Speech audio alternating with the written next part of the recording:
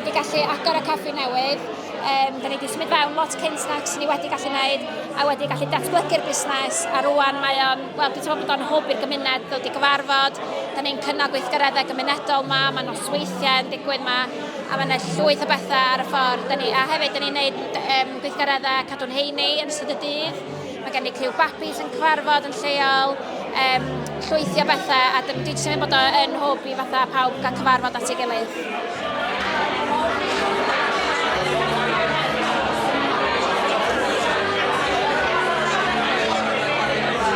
So, ar ôl Covid, o'n i'n meddwl lle fedra i gynnal nosbarthiadau pilates a eisiau mynd tu allan really, am resymau amlwg.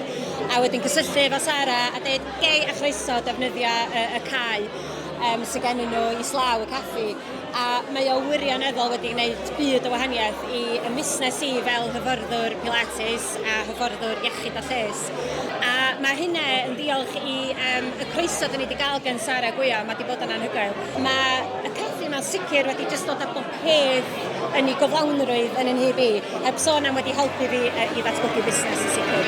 Dynnu'r byd dim am symud ddau ddau, ysdi fergen yn mudiad.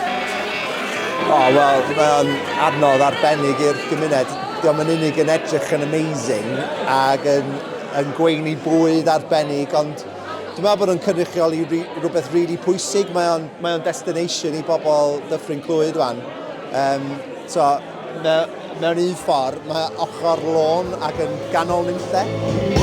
Yn Elden Terrace, da ni'n creu hanes.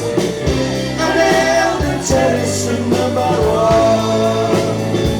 Ond mae'r lle'n llawn dop heno, a dwi'n meddwl bod o'n jyst yn dysgu pa mor bwysig ydy llefydd fel hyn i bobl yr ardal. Mae rhaid i ni gael llefydd lle dyn ni'n gallu ymgynnull.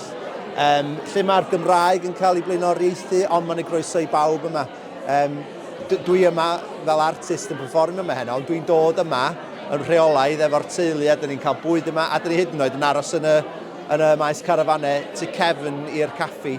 Ond mae angen mwy o bethau fel hyn dwi'n meddwl yn gymunedol a mae Sara Gwyo a Llanbenwch yn gwneud job arbennig ohoni. So felly, pob lwc iddyn nhw.